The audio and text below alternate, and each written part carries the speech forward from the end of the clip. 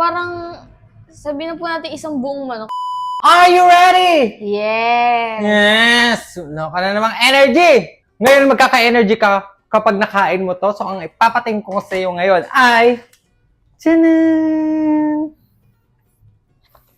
So yan ay paa ng baboy or pig's trotter. Yan ay braised na. So luto na yan, ready to eat. And Chinese snack yan.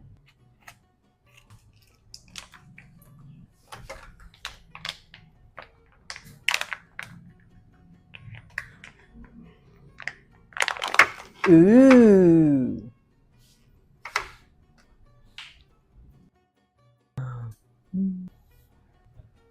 Yung amoy niya po, parang yung last time niyo po na pinatikim po yung, ano po yan, yung Paa ng manok. paa ng manok po. Parang ganun po yung amoy niya na parang maanghang, amoy maanghang po. Tapos yung itsura niya po, parang sabihin na po natin isang buong manok, parang ganun po. Parang hindi po mahalata na paa kasi napakalaki po.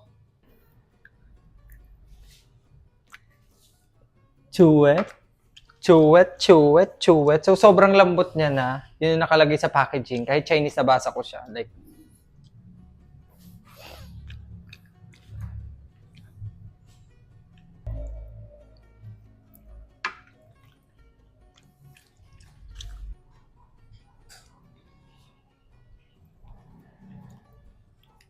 Yung lasa niya po, para po talaga siya yung last time niyo po na pinatikim. Pero ito po kasi, parang malalasahan niyo po yung pagkaunting baboy niya na parang, yun po, maanghang. may kalasa ba siyang ulam sa Pilipino? Para po sa akin, wala. Parang, ano po kasi ito parang kakaiba po. May, ano po, parang chicken siya, baboy siya, na may kasamang anghang. So, kung i-rate mo yan, from 10 being the highest, ilan ang rating mo?